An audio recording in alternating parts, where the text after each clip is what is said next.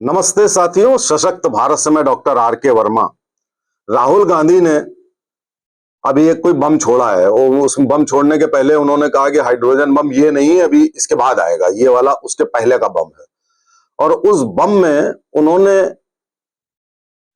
जेन जी से अपील की है। जेन जी, आप जानते हैं नेपाल में जो आंदोलन हुआ, युवाओं ने जो सब जला दिया, मार दिया, ये कर दिया, मार पिटाई सब की, तो वो जेन जी की शरण में चले गए हैं राहुल गांधी और उन्होंने कहा है, अपील की है कि जेन जी अब भारत में कुछ कर सकता है।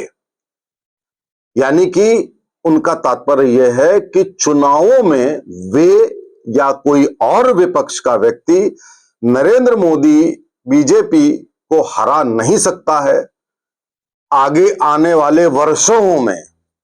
इसलिए अब उम्मीद केवल जेन जी से है और जेन जी के लिए फंडिंग कहां से आती है बताने की जरूरत नहीं।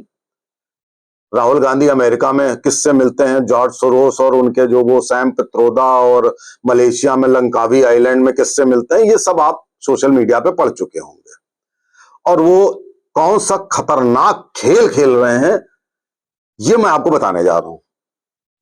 वो इसलिए बहुत खतरनाक खेल खेल रहे हैं कि वो सोच रहे हैं कि बांग्लादेश, लंका, नेपाल और एक आधे और छोटे मोटे हैं, ये सब की तुलना विशाल भारतीय प्रजातंत्र से कर रहे हैं। वो भारत 140 करोड़ का देश, most populous country of the world, the number 1 democracy in the world, 140 crore की चौथी विश्व की इकोनॉमी, इतनी मजबूत सरकार, सेना सरकार से अलग, इतने स्ट्रांग सिस्टम से राहुल गांधी उसको अपनी एनार्की यानी कि अराजकता, विदेशी फंडिंग, विदेशी षड्यंत्र और जनजी के सपोर्ट से हटाना चाहते हैं, पिटवाना चाहते हैं, मार मार के भगवाना चाहते हैं।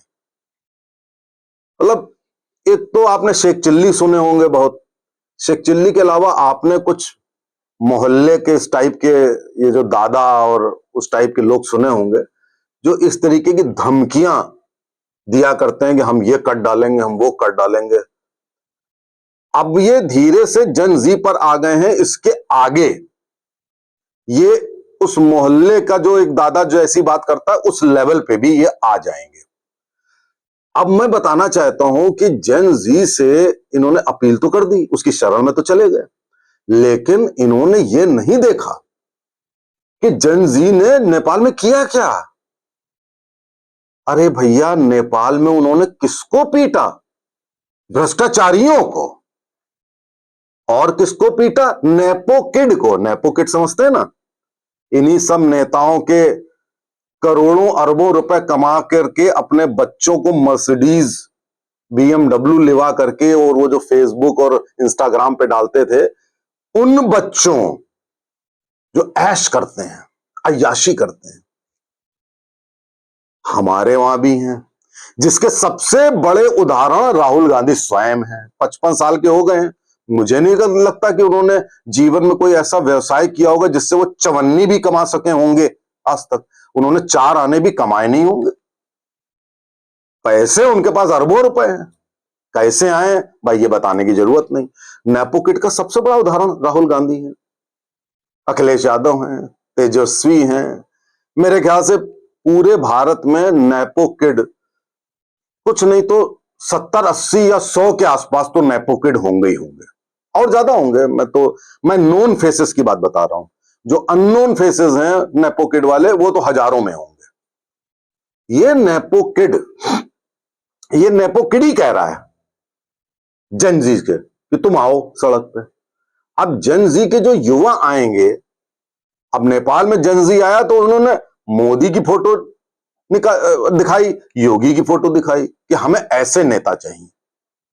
अब ये राहुल गांधी, मुझे समझ में नहीं आता कि कौन सलाहकार हैं, फिर सोशल मीडिया देखते ही नहीं है राहुल गांधी, कुछ मालूम ही नहीं होती है ABCD।